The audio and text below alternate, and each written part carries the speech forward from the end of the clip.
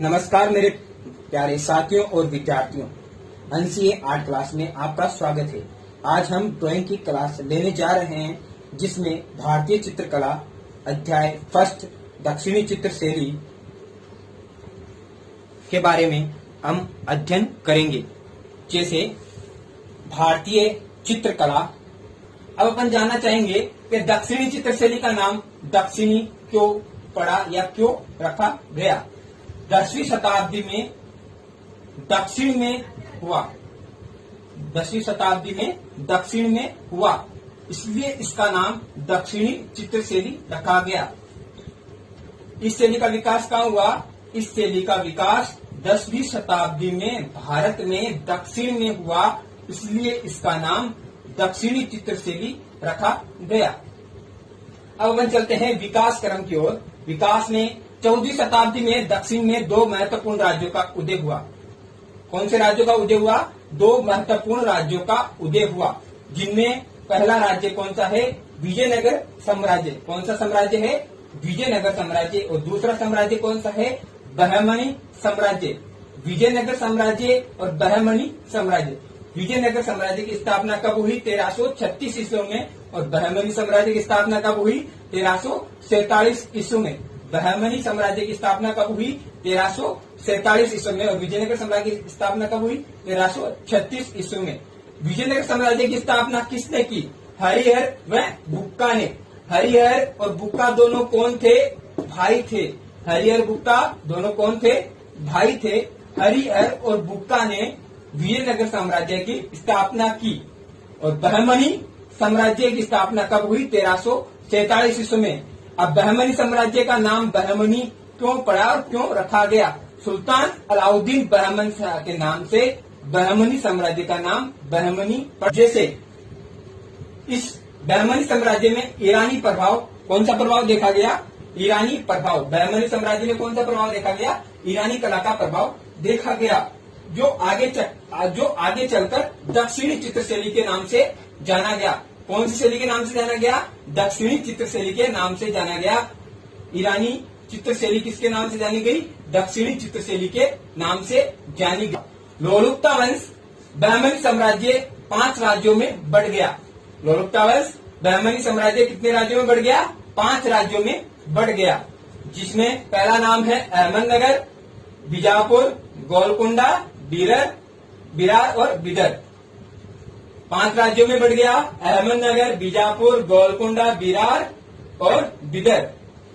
विजयनगर साम्राज्य को परास्त करने के लिए अहमदनगर, बीजापुर, गोलकुंडा, बिरार और बिदर, यह आपस में मिलकर इन्होंने एक साम्राज्य बनाकर, पांचों ने एक आपस में साम्राज्य बनाकर विजयनगर साम्राज्य को परास्त किया। विजयनगर साम्राज्य को परास्त कौन से किसने किया? अहमदनगर, बीजापुर, गोलकुंडा, बिरार और बिदर ने आपस में मिलकर विजयनगर साम्राज्य को परास्त किया, जिसमें विजयनगर साम्राज्य को हराने में अहम भूमिका किसकी थी? अहमदनगर की। अहमदनगर की अहम भूमिका थी। इन्होंने आपस में मिलकर विजयनगर साम्राज्य को परास्त कर दिया। फिर यह वापस अलग अलग हो गए। क्या हुआ? आपस में मिलकर विजयनगर साम्राज्य को परास्त कर दिया, फिर क्या हुआ? अलग अलग हो गए। अहमदनगर में कौन सा? अहमदनगर ने बिदर दुर्ग को अपने अधीन कर लिया। अहमदनगर ने कौन से दुर्ग को अपने अधीन कर लिया? बिदर दुर्ग को। और बीजापुर ने किसको? बिरार को। अहमदनगर ने किसको अधीन कर लिया? बिदर को। और बीजापुर को बिरार ने। अहमदनगर को बिदर ने, बीजापुर को बिरार ने। अब इन दोनों ने आपस में अधीन करने के बाद अब महत्वपूर्ण दक्षिण के कला के प्रमुख केंद्र अहमदनगर, बीजापुर और गोलकुंडा। अहमदनगर, बीजापुर और गोलकुंडा दक्षिण के प्रमुख केंद्र कौन से हैं? अहमदनगर, बीजापुर और गोलकुंडा। अहमदनगर, बीजापुर और गोलकुंडा। अहमदनगर के सुल्तान निजाम शाह कौन थे? अहमदनगर के सुल्तान कौन थे? निजाम शाह, जिन्होंने विजयनगर साम्राज्य को हराया था, जिनकी अहम भूमिका थी। विजयनगर साम्राज्य को हराने में अहम भूमिका किसकी थी? निजाम शाह की। अब अपन चलते हैं नीचे। बीजापुर, बीजापुर के आदिल शाह, जिन्होंने नुजुम अल उलूम नामक पुस्तक लिखी थी, जो खगोल विद्या पर आधारित थी। किस पे आधारित थी? खगोल विद्या पर आधारित थी। अब ये आता है गोलकुंडा। गोलकुंडा इब्राहिम कुतुब शाह, जिन्होंने मैना व स्त्री का चित्र करवाया था। यह गोलकुंडा का चित्र है, जो नारी चित्र भी कहा जाता है। अब अपन जो दक्षिणी कला के प्रमुख केंद्र हैं, इनकी अधिक जानकारी व बारीकी से अध्ययन अपन अगले अध्याय के अंदर करेंगे, अगले भाग के अंदर करेंगे। फर्स्ट भाग इतना है अपना। इससे संबंधित कोई भी समस्या हो तो कमेंट में अपना जो बात है वो लिखें।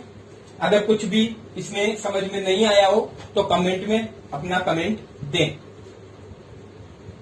अहमदनगर, बीजापुर और गोलकुंडा अपन भाग सेकंड में पढ़ेंगे। भाग फर्स्ट दक्षिणी चित्रशैली का भाग फर्स्ट अपन ने पढ़ा है। एक बात और, दक्षिणी चित्रशैली, आप कंफ्यूज मत होना। दक्षिणी चित्रशैली को दक्कन चित्रशैली भी कहा जाता है, दक्षिणी चित्रशैली भी कहा जाता है और दक्षिणी चित्रशैली भी कहा जाता है। इसके नाम अलग अलग रखे गए हैं, कभी भी कुछ भी नाम पूछा जा सकता है। धन्यवाद, थैंक्स।